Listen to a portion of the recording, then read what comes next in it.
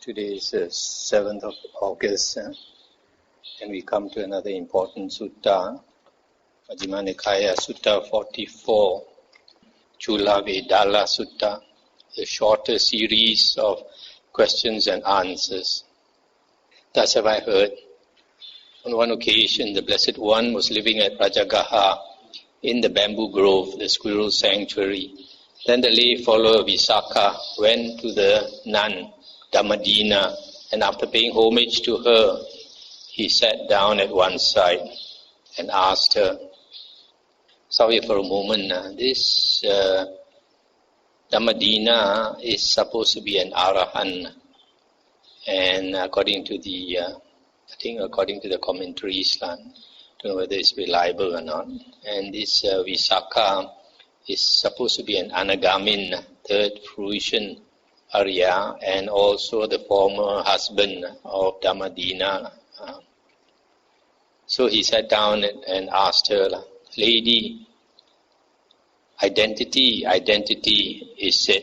What is called identity by the Blessed One?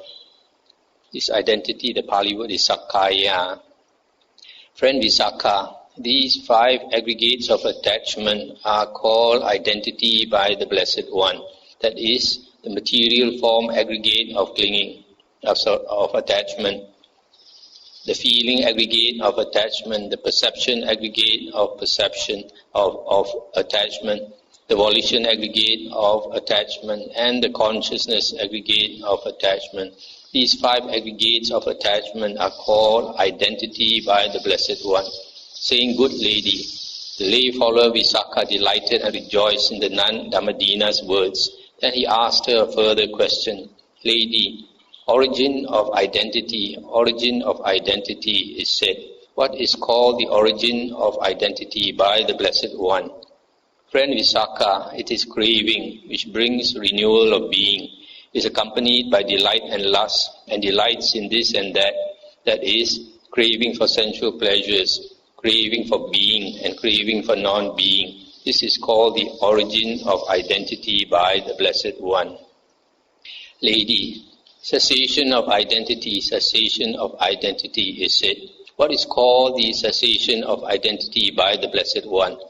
Friend Visakha, it is the remainderless fading away and ceasing, the giving up, relinquishing, letting go and rejecting of that same craving. This is called the cessation of identity by the Blessed One. Lady, the way leading to the cessation of identity, is said. What is called the way leading to the cessation of identity by the Blessed One? Friend Visakha, it is just this noble eightfold path, that is, right view, right thoughts, right speech, right action, right livelihood, right effort, right recollection, and right concentration. Lady, is that attachment the same as these 5 aggregates of attachment, or is the attachment something apart from the 5 aggregates of attachment? Friend Visakha, that attachment is neither the same as these 5 aggregates of attachment, nor is attachment something apart from the 5 aggregates of attachment. It is the desire and lust in regard to the 5 aggregates of attachment that is the attachment there. Stop here for a moment. So here they are talking about identity, Sakkaya. This identity means to identify oneself with the 5 aggregates, body, feeling, perception, volition, and consciousness. And these 5 aggregates are basically also body and mind. And this body and mind, we generally, ordinary people, we take it to be I and mine. And this, when a person becomes an Arya, the lower stage is a stream entry, the first path. When the person listens to the Dhamma and understands, he attains right view. And with that right view, that person becomes the lowest Arya, the first path attainer. But after that, that person has to put in more effort to learn the Dhamma and practice the Dhamma. And then after some time, that wisdom will ripen and the path will turn to fruit, and that person becomes the first fruit attainer, Sotapanna. When that person attains the first fruit, three factors are eliminated, and one of them is Sakkaya Ditthi, identity view. So here, so a normal person will identify himself with the five aggregates, but Sotapanna, he sees that these five aggregates are impermanent and a source of suffering. So he does not identify himself with the five aggregates, although he still has a self, but that self is not attached to this, is not linked to these five aggregates. So the origin of this identity is craving. Craving is the cause of the round of rebirths, and the cessation of identity is the remainderless fading away of this same craving. And this, okay, we continue. Lady, how does identity view come to be? Here, friend Visakha, an untaught ordinary person, the Putujana, who has no regard for noble ones and is unskilled and undisciplined in their Dhamma, who has no regard for true men and is unskilled and undisciplined in their Dhamma, regards material form or body as self, or self as possessed of material form, or material form as in the self, or self as in the material form. Similarly, he regards feeling, perception, volition, consciousness, all the five aggregates as the self, or the self as possessed of these aggregates, or the aggregates as in the self, or the self as in these five aggregates. That is how identity view comes to be. Lady, how does identity view come not to be? Here, friend Visakha, a well-taught noble disciple who has regard for noble ones and is skilled and disciplined in their Dhamma, who has regard for true men and is skilled and disciplined in their Dhamma, does not regard material form as self, or self as possessed of material form, or material form as in self, or self as in the material form. Similarly, he does not regard feeling, perception, volition, consciousness as the self, or self as in these five aggregates, or these five aggregates as in the self, or self as in the five aggregates. That is how personality, this identity view does not come to be. So this identity view ceases when the ardent disciple he does not regard the five aggregates as the self, or as belonging to the self, or as being in the self, or the self as being inside these five aggregates. So he does not identify himself with the five aggregates. Lady, what is the Noble Eightfold Path? Friend Visakha, it is just this Noble Eightfold Path, that is, right view, right thoughts, right speech, right action, right livelihood, right effort, right recollection, and right concentration. Lady, is the Noble Eightfold Path conditioned or unconditioned? Friend Visakha, the Noble Eightfold Path is conditioned.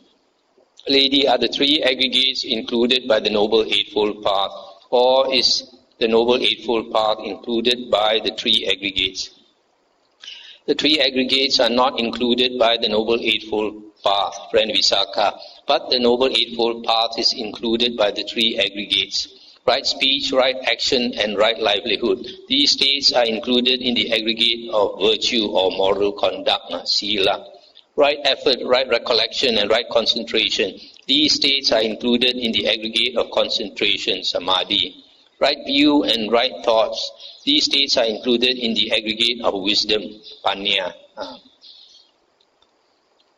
Lady, what is concentration? What is the basis of concentration? What is the equipment of concentration? What is the development of concentration? Unification of mind, friend Visakha, is concentration. The four Satipatthanas are the basis of concentration. The four right efforts are the equipment of concentration. The repetition, development and cultivation of these same states is the development of concentration therein. Stop for a moment. This concentration is samadhi. Here it says, what is the basis of concentration? This word basis, the Pali is nimitta. You can see also it is the sign. What is the sign of concentration? Samadhi nimitta. What is the sign of concentration? And it says the four satipatthana. I would translate the satipatthana as intense states of recollection or intense states of mindfulness are the sign of concentration. So these four satipatthanas are the sign of concentration. In other words, when you have concentration, these four satipatthanas are automatic. It is the sign of concentration. But if you say the four satipatthanas are the basis of concentration, it means that to attain concentration, you have to practice the four satipatthanas. This is also correct because in the Satipatthana Sangyutta, there is a sutta I mentioned before concerning the cook who is supposed to be to know the taste of his master. So in that sutta, it is said that if you practice the four satipatthanas, the four intense states of recollection, it must ultimately result in concentration. It must lead to concentration, the jhanas. So you can also say the four satipatthanas are the basis of concentration, or you can say it's the sign of concentration. But normally the word nimitta is used as the sign. Four right kinds of the four right efforts, the four right kinds of striving are the equipment of concentration. That means you have to use these four right efforts to attain concentration. Lady, how many volitions are there? This word volition, sankhara, here is translated as formations, but I prefer the word volition. Generally, sankhara is volition. There are these three volitions, friend Visakha: the bodily volition, the verbal volition, and the mental volition. But lady, what is this bodily volition? Is kaya sankhara. Verbal volition is vachi sankhara. Mental volition is chitta sankhara. But lady, what is the bodily volition? What is the verbal volition? What is the mental volition? In breathing and out breathing, friend Visakha, or are the bodily volition. Applied thought and sustained thought are the verbal volition. Perception and feeling are the mental volition. But lady, why are in breathing and out breathing the bodily volition? Why are applied thought and sustained thought the verbal volition? Why are perception and feeling the mental volition? Friend Visakha, in breathing and out breathing are bodily. These states are bound up with the body. That is why in breathing and out breathing are the bodily volition. First one applies thought and sustains thought, and subsequently one breaks out into speech. That is why applied thought and sustained thought are the verbal volition. Perception and feeling are mental. These states are bound up with the mind. That is why perception and feeling are the mental volition. Let's stop here for a moment. This word volition is intention. Volition, the will. So, for the body to function, this the intention must be there. The intention of the body for the body to function, for the body to survive, to live. So, for the body to survive, to live, you need breathing. Breathing is a condition to keep the body alive.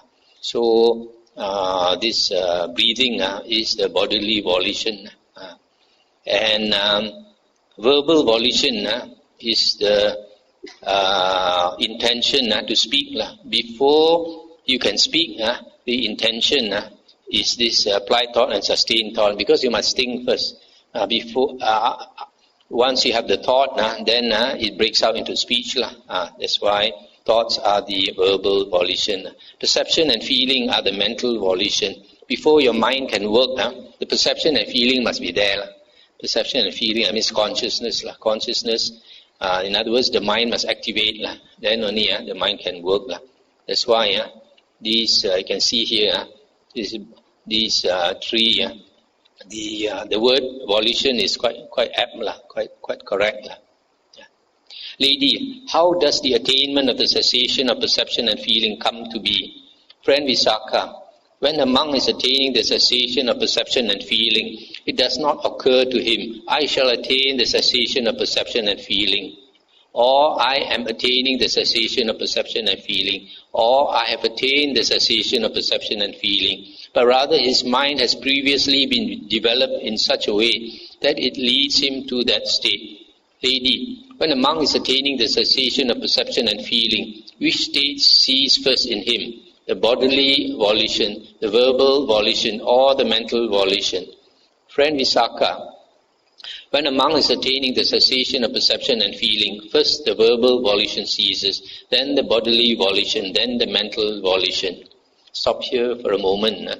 When a monk is attaining the cessation of perception and feeling, this is the cessation of consciousness. In other words, the six consciousness shuts down, and he appears to be a dead person. In other words, the body and mind is totally shut down, just like your computer. But it has to go in three stages. First, the verbal volition ceases. Verbal volition is the thinking ceases. Then the bodily volition, the breathing ceases. And then the mental volition, the perception and feeling or consciousness ceases, shuts down. But in the suttas, we know that this, when verbal volition ceases, that means the thought cease. That is the state of the second jhana. In the first jhana, you still have vitakka and vichara, applied and sustained thought. But in the second jhana, this thinking ceases. That's why second jhana is called the state of the Aryan silence. The mind stops chattering. And then the bodily volition ceasing is the breath ceasing. And the breath ceasing is the fourth jhana. The fourth jhana. And then the mental formation ceasing is the perception and feeling and perception ceasing. That is Nirodha Samapatti. You can call it the highest state of concentration. So when the body and mind shuts down, it goes in this, it has to go in that order. You have to attain the second jhana, then the fourth jhana, then only attain this cessation. This cessation is also similar to parinibbana. That is why if we look into the sutta on the Mahaparinibbana, how the Buddha entered Nibbana, he had to go through these stages. Had to go to the second jhana, fourth jhana. Then from there he entered this cessation, entered Parinibbana. Lady, how does emergence from the attainment of the cessation of perception and feeling come to be? Friend Visakha, when a monk is emerging from the attainment of the cessation of perception and feeling, it does not occur to him, I shall emerge from the attainment of the cessation of perception and feeling, or I am emerging from the attainment of the cessation of perception and feeling, or I have emerged from the attainment of the cessation of perception and feeling, but rather his mind has previously been developed in such a way that it leads him to that state. Lady, when a monk is emerging from the attainment of the cessation of perception and feeling, which states arise first in him? The bodily volition, the verbal volition, or the mental volition? Friend Visakha, when a monk is emerging from the attainment of the cessation of perception and feeling, first the mental volition arises, then the bodily volition, then the verbal volition. Stop here for a moment. So when a monk emerges from this Nirodha Samapatti, this state of cessation of perception and feeling, first the mind has to commence working again. Consciousness must return, and after consciousness returns, and then the breathing starts. This breathing That means he emerges from the cessation, then emerges from the fourth jhana, then emerges from the second jhana, the volition, the verbal volition. So in the reverse order. Lady, when a monk has emerged from the attainment of cessation of perception and feeling, how many kinds of contact touch him? Friend Visakha, when a monk has emerged from the attainment of the cessation of perception and feeling, 3 kinds of contact touch him: voidness contact, signless contact, desireless contact. Lady, when a monk has emerged from the attainment of the cessation of perception and feeling, to what does his mind incline? To what does it lean? To what does it tend? Friend Visakha, when the monk has emerged from the attainment of the cessation of perception and feeling, his mind inclines to seclusion, leans to seclusion, tends to seclusion. Stop here for a moment. So, when this monk has attained this cessation of perception and feeling, he comes out of it, he should become an arahant. And then, after that, he only wants to be in seclusion because that state is so pleasant. He tends to want to meditate and go into that state. He will want to be aloof from society. In fact, I would say even if a person has attained the fourth jhana, the state is so deep and peaceful that after that also he would not want to mix with society. He will tend to go into seclusion also. Lady, how many kinds of feeling are there? Friend Visakha, there are 3 kinds of feeling: pleasant feeling, painful feeling, and neither painful nor pleasant feeling. But lady, what is pleasant feeling? What is painful feeling? What is neither painful nor pleasant feeling?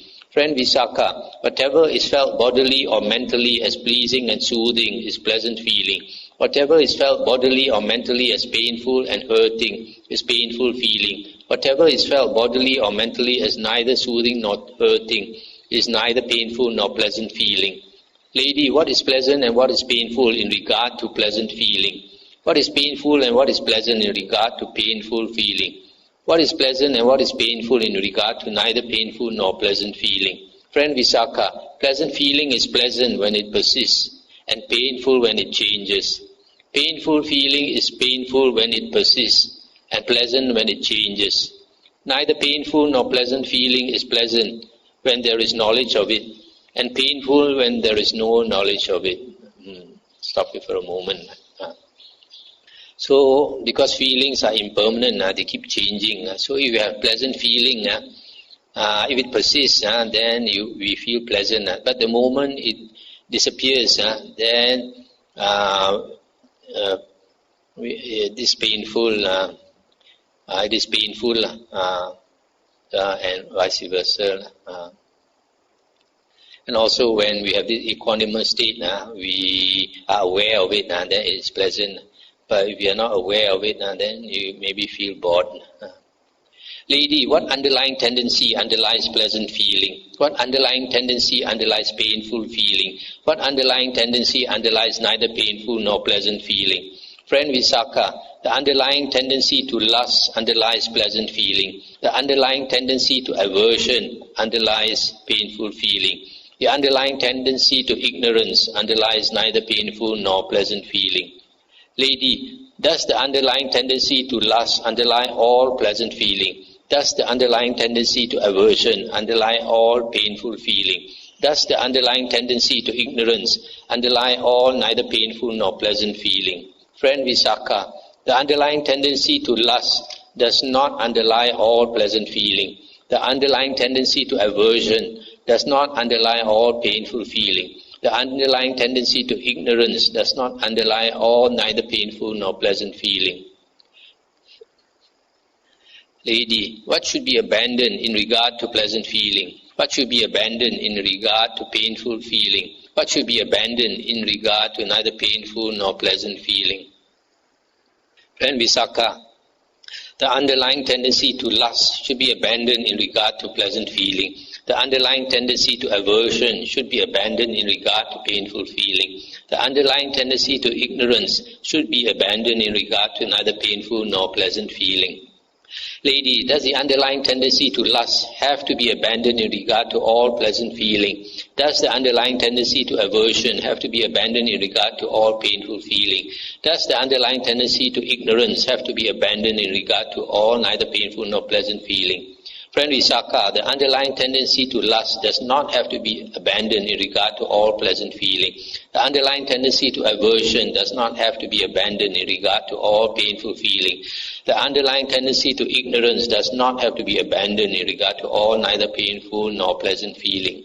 Here, friend Visakha, quite secluded from sensual pleasures, secluded from unwholesome states, a monk enters upon and abides in the first jhana, which is accompanied by applied and sustained thought, with delight and pleasure born of seclusion. With that, he abandons lust, and the underlying tendency to lust does not underlie that. Here, a monk considers thus, when shall I enter upon and abide in that base that the noble ones now enter upon and abide in? In one who thus generates a longing for the supreme liberation, grief arises with that longing as condition.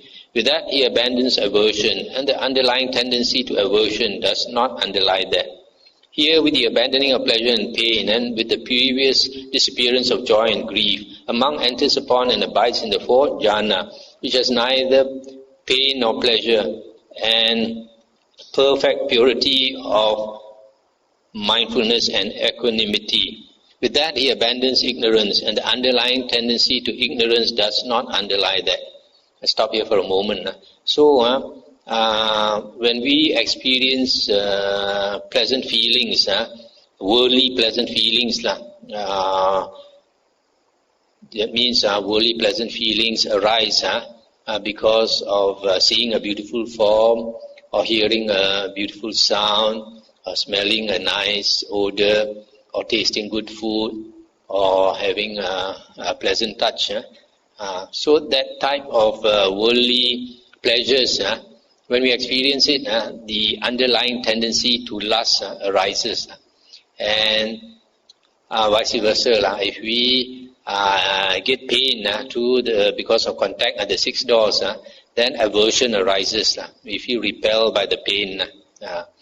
But when this neither painful nor pleasant feeling arises, we tend to be ignorant of it. However, in the case of meditative absorption in the jhanas, it is different.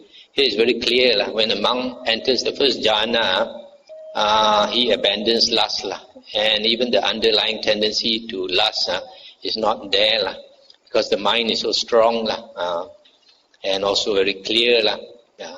So sometimes some people, they try to discourage people from entering the jhanas or enjoying the bliss of jhana, because they say you can be attached to it. But here you can see very clearly that when you attain the jhanas, there is not the tendency to lust for it. So you cannot say of the jhanas as what you say of the worldly pleasures.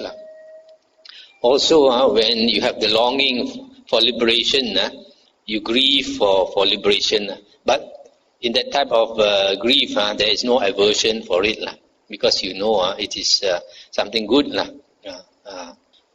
And when a person attains the fourth jhana, the mind there is perfect purity of sati and upekha, perfect purity of mindfulness or recollection, and equanimity, and the mind also is so clear and strong that the mind is so clear there is no ignorance, ignorance also does not underlie that.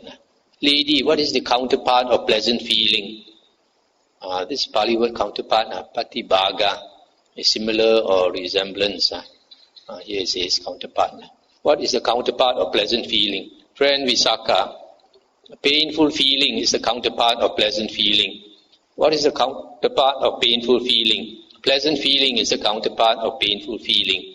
What is the counterpart of neither painful nor pleasant feeling? Ignorance is the counterpart of neither painful nor pleasant feeling. What is the counterpart of ignorance? True knowledge is the counterpart of ignorance. What is the counterpart of true knowledge? Deliverance is the counterpart of true knowledge. What is the counterpart of deliverance? Nibbana is the counterpart of deliverance. Lady, what is the counterpart of Nibbana? Friend Visakha, you have pushed this line of questioning too far. You are not able to grasp the limit to questions. For the holy life, friend Visakha, merges in Nibbana, culminates in Nibbana, ends in Nibbana. If you wish, friend Visakha, go to the Blessed One and ask him about the meaning of this. As the Blessed One explains it to you, so you should remember it. Then the lay follower Visakha, having delighted and rejoiced in the nun Dhammadina's words, rose from his seat, and after paying homage to her, keeping her on his right, he went to the Blessed One. After paying homage to him, he sat down at one side and told the Blessed One his entire conversation with the nun Dhammadina. When he had finished, the Blessed One told him, the nun Dhammadina is wise, Visakha. The nun Dhammadina has great wisdom. If you had asked me the meaning of this, I would have explained it to you in the same way that the nun Dhammadina has explained it. Such is its meaning, so you should remember it. That is what the Blessed One said. The lay follower Visakha was satisfied and delighted in the Blessed One's words. So this is another very important sutta. There are many important things here. First it talks about identity view, Sakkaya Ditthi, how it comes about. It comes about when we identify ourselves with the five aggregates of attachment, body, feeling, perception, volition, and consciousness. And then it talks about the three volitions. The three volitions are the bodily volition, verbal volition, and mental volition. And how you have to go through these different states to attain the highest, which is the cessation of perception and feeling, the highest attainment. And then the underlying tendencies for worldly pleasures that we enjoy, there is a tendency to lust for it, but not in the case of the jhanas.